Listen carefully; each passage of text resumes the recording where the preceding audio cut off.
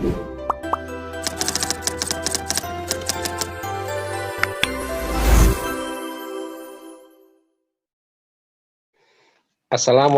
warahmatullahi wabarakatuh. Ketemu lagi kita dalam bincang aquaculture. Kali ini kita masih akan membahas tentang aplikasi bahan kimia dalam budidaya udang sesi yang kedua, di mana pada sesi yang kedua ini akan dibahas beberapa jenis bahan kimia yang bisa digunakan dalam budidaya udang. Yang pertama, bahan kimia yang dikelompokkan dalam oksidator. Kemudian yang kedua, bahan kimia yang dikelompokkan dalam desinfektan. Yang ketiga, pupuk. Kemudian yang keempat, kapur. Kelima, molase. Dan yang terakhir, probiotik. Langsung saja kita masuk ke pertama, bahan kimia yang dikelompokkan dalam oksidator. Oksidator di sini artinya dalam reaksi nanti bahan kimia tersebut bisa menghasilkan oksigen. Yang pertama adalah potasium permanganat, KMNO4. Nah, potasium permanganat ini mampu mengoksidasi bahan organik dan anorganik serta mampu membunuh bakteri. Ya. Biasanya aplikasinya 2-4 mg liter pada tambak yang kekurangan oksigen terlarut. Nah, dengan konsentrasi 2 mg liter ini, KM4 dapat membunuh 99% bakteri gram negatif. Jadi sangat manjur ya untuk membunuh patogen di sini. Nah, ini reaksinya dalam air ya, MnO4 plus 4H plus 3E akan menghasilkan MnO2. Nah, MnO2 inilah sebagai katalisator untuk reaksi berikutnya yang dapat menghasilkan oksigen terlarut. Kita lihat di sini reaksinya 4 MnO4 negatif 1 plus 2O, nah, nanti akan menghasilkan 3O2. Ya. Nah, sekarang pertanyaannya, berapa potasium yang dibutuhkan untuk meningkatkan 1 mg per liter oksigen terlarut dalam tambak? Nah, ini bisa kita hitung dari persamaan di atas ya. 4 KMNO4 ini di sini sama dengan ya 3O2 ini ya. Di mana berat molekul dari 4 KMNO4 adalah 632,16 mg. Ya, kemudian berat molekul dari 3O2 96 mg. Ya. Pertanyaannya berapa KMNO4 yang dibutuhkan untuk menghasilkan 1 mg per liter O2. Ya, O2. Nah, ini bisa kita silang saja, akan ketemu nanti hasilnya, di mana X ini sama dengan 632,16 dibagi 96, ya, sama dengan 6,58 mg per liter KMNO4. Artinya apa? Untuk menghasilkan 1 mg per liter O2 itu dibutuhkan 6,58 mg per liter KMNO4. Jadi cukup banyak yang dibutuhkan.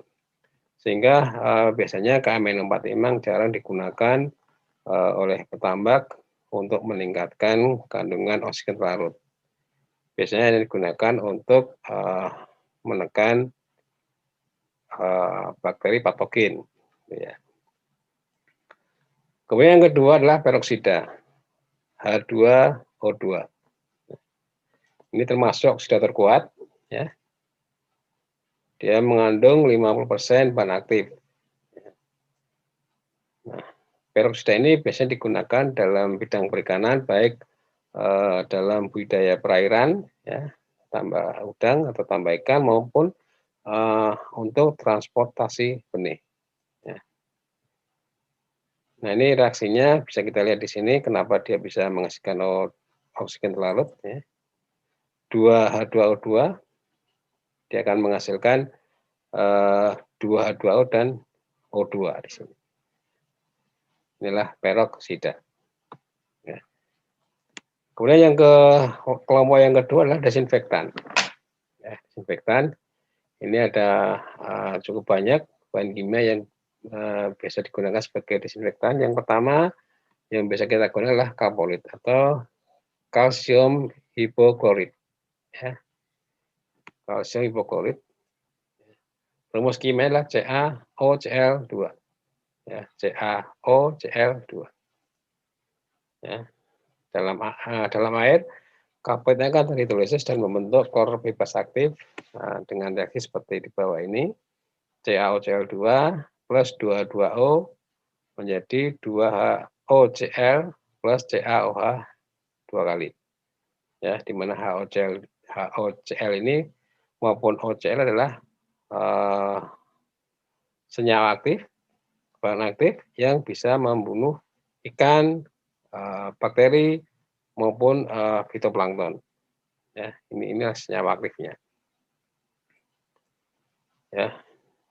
Kebutuhannya berapa untuk membunuh karier ya atau membunuh udang liar dalam tambak atau bunuh ikan itu biasanya digunakan dosis 20 sampai 30 mg per liter bahan aktif. Ya.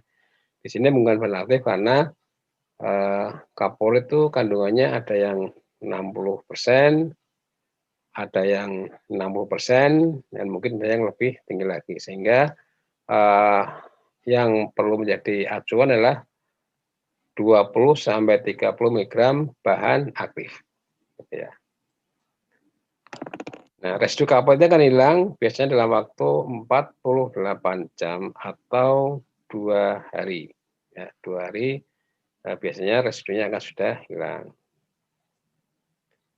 Nah, waktu yang paling tepat untuk melakukan perlakuan ini, ya, penebangan kapolit itu pada waktu sore hari atau malam hari. Kemudian yang kedua dari desinfektan ini adalah krustaside. Ya, krustaside ini bahan kimia yang digunakan untuk membasmi atau membunuh organisme dari kelas krustasea, ya, dari kelas krustasea. Ya. Bahan aktifnya adalah triklorfon. Ya, triklorfon. Ini rumus kimianya kita lihat di sini. Ya.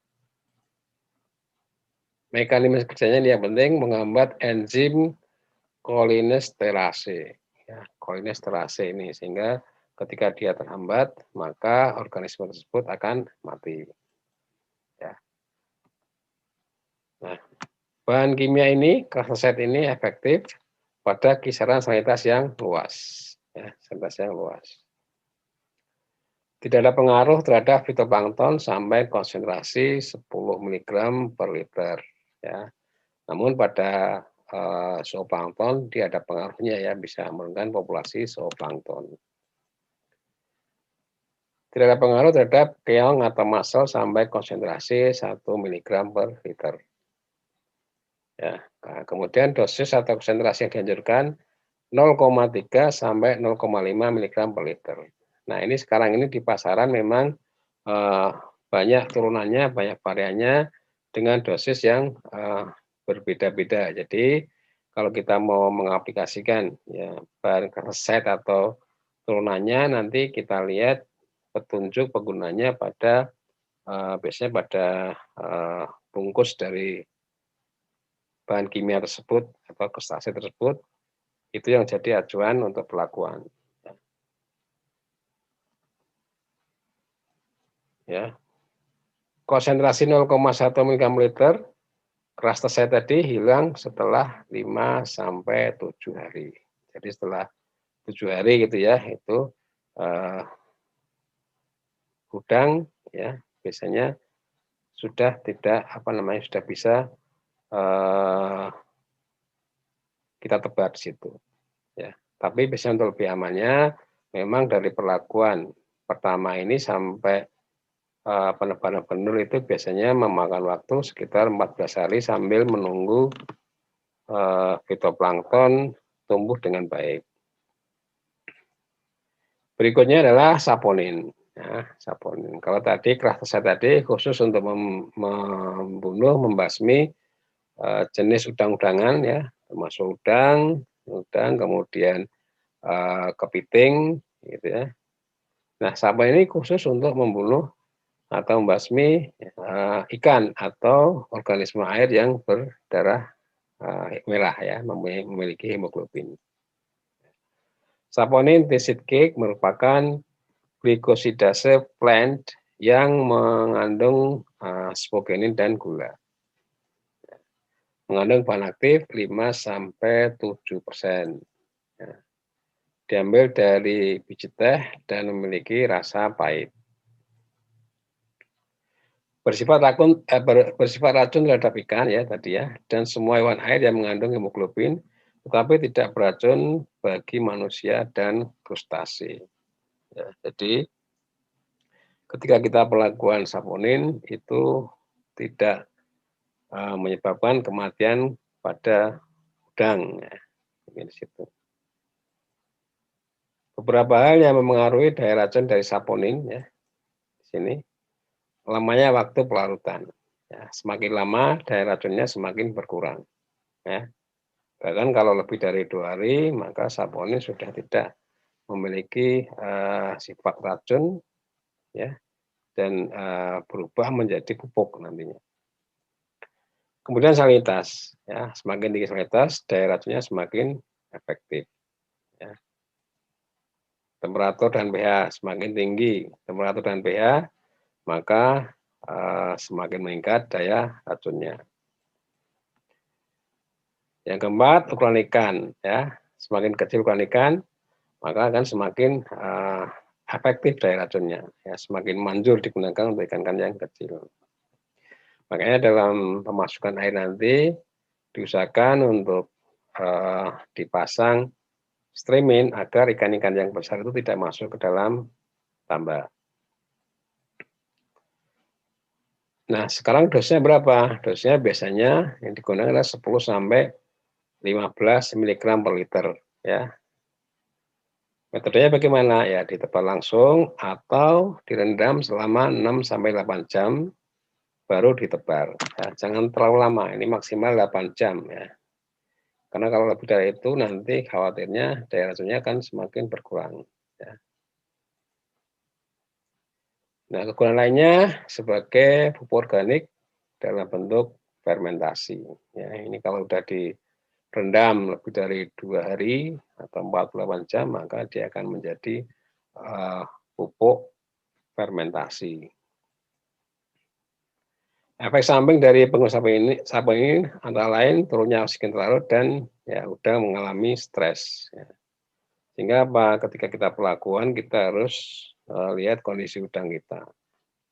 Apakah molting atau sedang kondisi lemah, nah ini harus kita perhatikan. Jangan sampai ketika kondisi molting, kemudian udang juga lemah, kita pelakuan saponin, nanti akan berakibat fatal pada udang kita. Berikutnya yang keempat adalah rotenon. Ya, rotenon. Apa itu rotenon? Kita lihat di sini rotenon C23H2DO6 digunakan untuk membasmi ikan liar, ya, ikan-ikan.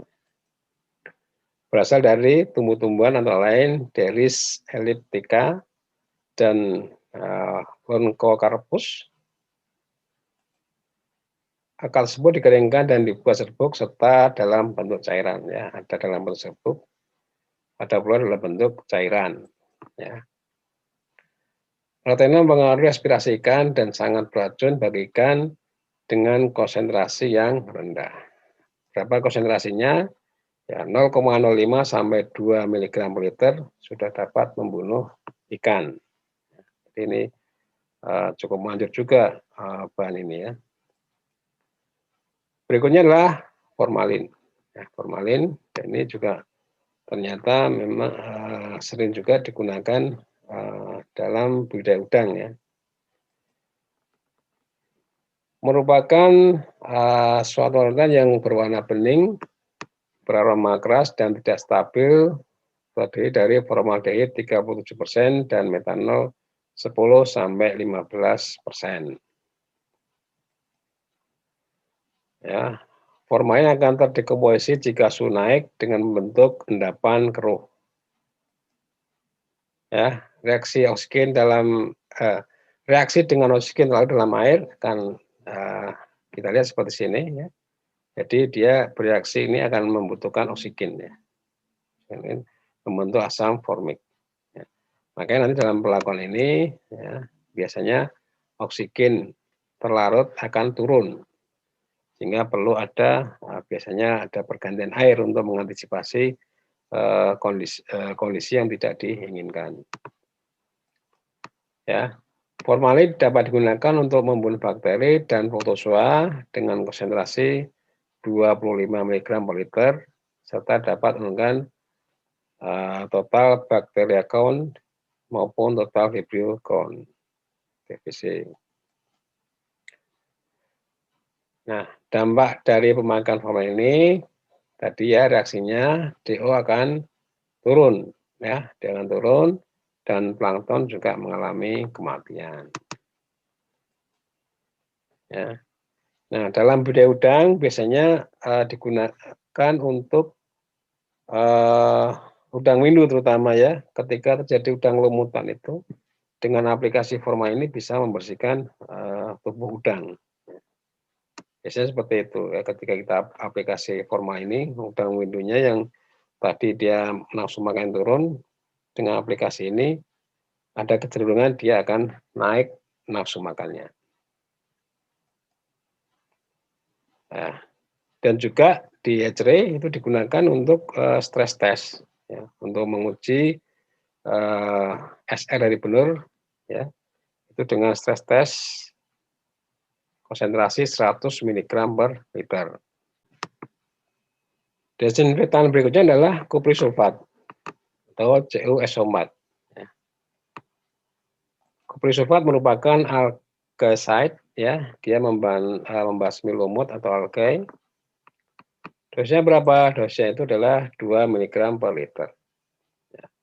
Jadi ini lumut ini penting ya, harus kita basmi di awal persiapan air, karena kalau dia tumbuh ketika proses persiapan air sampai budidaya nanti akan menyebabkan plankton sulit tumbuh dan akibatnya biasanya SR-nya juga akan turun. Ya. Jadi dosisnya adalah 2 mg per liter. Ya, 2 mg per liter. Ya. Kapan aplikasinya? Aplikasinya ketika persiapan air ya, setelah air penuh, diisi penuh, sebelum kita aplikasi Krasaside ya, sehari sebelumnya kita aplikasi dulu dengan kuprisulfat ini. Nah, itu adalah golongan dari desinfektan. Kemudian yang ketiga itu pupuk ya, pupuk yang kita gunakan. Biasanya kalau dalam budidaya udang untuk menemukan fitoplankton kita gunakan pupuk nitrogen dan pupuk fosfor. Ya, itu yang penting. Ya. Yang pertama nitrogen, apa aja yang digunakan? Ada urea, ya, N-nya itu 40%, ada juga amonium nitrat, ya, sodium nitrat juga ada, dan potasium nitrat. Ya, ini biasa digunakan dalam budidaya udang. Tapi yang paling sering digunakan adalah urea. Urea. Nah, kita akan coba lihat urea apa yang terjadi ketika urea kita masukkan dalam kolam ya. Jadi ini urea sumber nitrogen. Nah, apa reaksinya ketika urea kita masukkan dalam air ya, CONH2 dua kali urea ini akan bereaksi dengan H2O, akan terbentuk CO2 dan 2NH3 amonia ya. Di mana amonia ini nanti akan berada kesetimbangan dengan amonium ya, NH4 positif 1. Ya. Nah, sekarang pertanyaannya berapa urea yang dibutuhkan untuk menghasilkan 1 mg per liter amonia. Nah, ini kita bisa lihat dari reaksi ini ya. CONH2 dua kali sini. Kita lihat di sini perbandingannya dan 2NH3 di sini ya. Kita cari dulu masing-masing berat molekulnya, 60 itu 11 ya. NH3 11, kalau 2NH3 berarti dikalikan 2, ini 34 ya.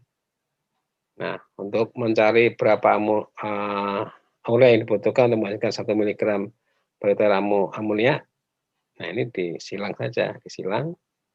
Nah, nanti akan ketemu 34X ya. Ini kan 34 kali X sama dengan 60 ya. 60 kali 1 60. Sehingga X bisa ketahuan 1,8 mg urea. Jadi untuk menghasilkan 1 mg amonia ini dibutuhkan 1,8 mg per liter urea. Kemudian yang kedua ya, yang dibutuhkan oleh fitoplankton adalah fosfor. Ya. Fosfor biasanya pupuk yang digunakan adalah superfosfat ya, SP ya, SP, kemudian juga triple superfosfat atau TSP. Ya. Superfosfat kandungan P2O5-nya sekitar 16 sampai 20% dengan kelarutan di air mencapai 85%. Ya. Sementara TSP ya, kandungan fosfatnya 44, sampai 45% P2O5. Kemudian kelarutan di air mencapai 85%. Ya. Ini memang yang sering digunakan adalah superfosfat dan TSP ini. 1 unit P setara dengan 0,5 unit P2O5. Jadi kalau kita menghitung P dari P25 ini 1 unit P setara dengan 0,5 unit P2O5. Yang keempat adalah kapur. Ya, kapur digunakan dalam budidaya udang dengan tujuan utama satu, meningkatkan pH air dan tanah. Ya, seperti reaksi bawah ini, CaCO3 nanti akan mengikat H+ sehingga dapat meningkatkan pH air maupun tanah. Ya. Yang kedua adalah meningkatkan alkalinitas dan hardness. Ya, seperti reaksi di bawah ini, di mana dolomit yang kita aplikasikan nanti akan bereaksi dengan CO2 dan H2O menghasilkan Mg2+ dan Ca2+ sebagai penyusun utama hardness dan bikarbonat ya HCO3 -1 sebagai penyusun utama alkalinitas. Nah, inilah tujuan utama dari aplikasi kapur dalam budidaya udang. Ya. Adapun jenis-jenis dari kapur yang bisa digunakan, ya, yang pertama kapur pertanian CaCO3. Ya. Ini kalau dia bereaksi dengan air dan karbon dioksida akan menghasilkan Ca2+, ya, sebagai penyusun hardness dan juga bikarbonat, ya, 2HCO3 -1 sebagai penyusun utama alkalinitas. Kemudian dolomit CaMgCO3 2 kali, ya, ketika kita tebal di air dalam air tambak, dia akan bereaksi bersama dengan CO2 juga menghasilkan ini ya Ca dan Mg sebagai penyusun hardness dan juga bikarbonat sebagai penyusun alkalinitas. Berikutnya kapur api atau CaO ini biasanya digunakan untuk keperluan tertentu, biasanya untuk desinfektan ya, ketika persiapan tambak ya untuk membasmi, membunuh patogen yang ada dalam tambak. Berikutnya adalah kapur hidrat ya atau CaOH 2 kali. Nah, CaOH 2 kali ini juga biasanya digunakan untuk pengapuran tanah pada awal siklus sebelum pengisian air.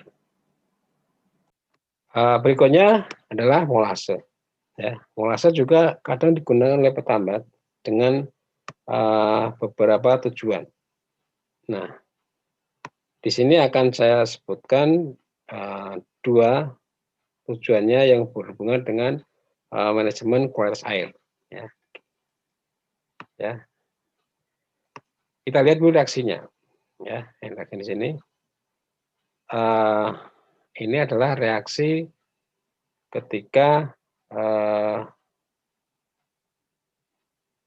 bahan karboorganik ya, dalam ini karbohidrat atau molase ya, atau molase atau karbohidrat di sini kita masukkan ke dalam kolam, maka tentunya dia akan mengikat ya amonia. Akan mengikat amonia. Ini dilakukan oleh bakteri heterotrof ya, mengikat amonia. Sehingga apa yang terjadi? Sehingga ketika karbohidrat kita masukkan ke dalam kolam, ya apakah molase, gula, atau yang lainnya, maka amoniaknya akan terikat, sehingga akan menurunkan amonia. Itu yang pertama. Ya, jadi mengikat amonia. Yang kedua apa? Yang kedua hubungannya dengan karbon dioksida di sini. Ya. Karbon dioksida yang dihasilkan nanti akan bereaksi dengan H2O, ya, H2O akan bereaksi membentuk H2CO3. Nah, H2CO3 ini keberadaan di air ini sangat kecil sekali, mungkin hanya 1% gitu ya. Dan sisanya nanti dia akan langsung terbentuk menjadi bikarbonat di sini. Bikarbonat ya dengan melepaskan H+. Nah, H+. Ini artinya apa? Karena ada H+ ini, ya dia jelas akan menurunkan pH air. Ya. Itu ya. Jadi molase di sini tujuannya adalah pertama untuk mengikat, menurunkan amonia. Yang kedua adalah menurunkan pH air. Ini tujuan penggunaan molase pada budidaya udang. Kemudian yang terakhir adalah probiotik. Nah, probiotik ini memang sudah familiar di kalangan petambak, ya, penggunaan probiotik ini. Cuman kita harus tahu jenisnya apa yang kita gunakan, tujuannya untuk apa. Nah, ini harus betul-betul kita pahami. Ya. Jadi jenis bakteri yang kita gunakan atau probiotik yang kita gunakan itu harus sesuaikan dengan tujuannya. Tujuannya untuk apa? Ya. Yang pertama biasanya untuk menguraikan amonia atau mengikat amonia. Ya. Kalau tujuan untuk menguraikan amonia, maka bakterinya adalah satu bakteri autotrof atau bakteri nitrifikasi. Contohnya adalah Nitrosomonas dan Nitrobakter. Ya. Ini yang pertama. Yang kedua adalah bakteri heterotrof. Itu bisa menggunakan Bacillus. Juga akan menggunakan amonia. Jadi ada dua bakteri, jenisnya autotrof dan heterotrof. Tergantung dari kondisi tambak kita. Ya, tergantung dari kondisi tambak kita. Kemudian yang kedua, menguraikan H2S. Ya, menguraikan H2S tujuannya. Sehingga bakterinya juga beda di sini ya. Biasanya kalau kita menggunakan H2S, bakteri fotosintetik dan juga bakteri sulfur, ya, misalnya Thiobacillus. Ini yang biasanya ada dalam probiotik yang ada di pasaran. Ya. Kalau tujuannya untuk menguraikan H2S. Yang ketiga adalah menguraikan bahan organik. Nah, karena ini menguraikan bahan organik, maka bakteri yang dibutuhkan adalah bakteri heterotrof. Ya, contohnya adalah Bacillus. Ya. Dan ini